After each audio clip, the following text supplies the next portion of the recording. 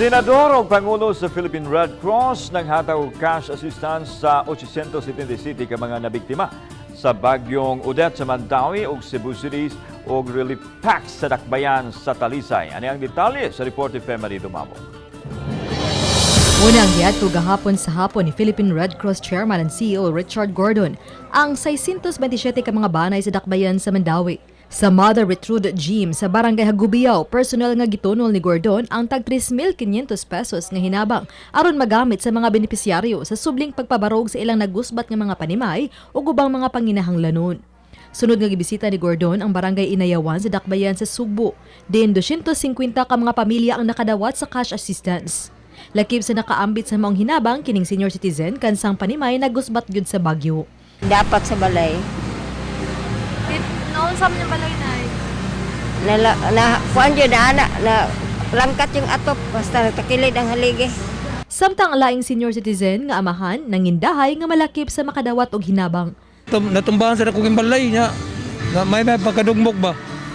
Nya gamay pa jud kayo nya. Katong hangin ni lang nikuan po sa banda po sa akong ang katong yambay banda po sa akong gamay nga payag. Alang kang Gordon, dili lang kini basta panghatag kundi pagpahinumdum usab sa katawhan nga maningkamot nga makabangon og mutabang usab sa uban. Yes. Iba po yon. Iba pa yun. Iba makakakuha ng shelter kits. 20,000 families all over the Visayas. And then 20,000 people will get cash grant like this one. Pero 5,000. Ito nahuli na ito eh. Nauna sila eh. And then we're going to provide for non-food items for 20,000 people. Samtang giadto usab sa taga Red Cross ang pipila ka mga biktima sa Bagyo sa Barangay Dumlog, Talisay City. Ilang gipang apod-apod ang mga relief items nga gilangkuban sa 500 sets sa hygiene kits, 500 sets sa jerry cans, 500 sets usab sa mga sleeping kits ug 500 sets sa mga trapal.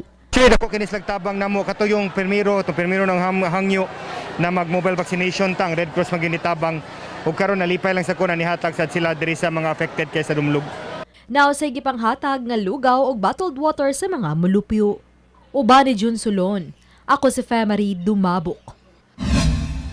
Balitang Bisdak.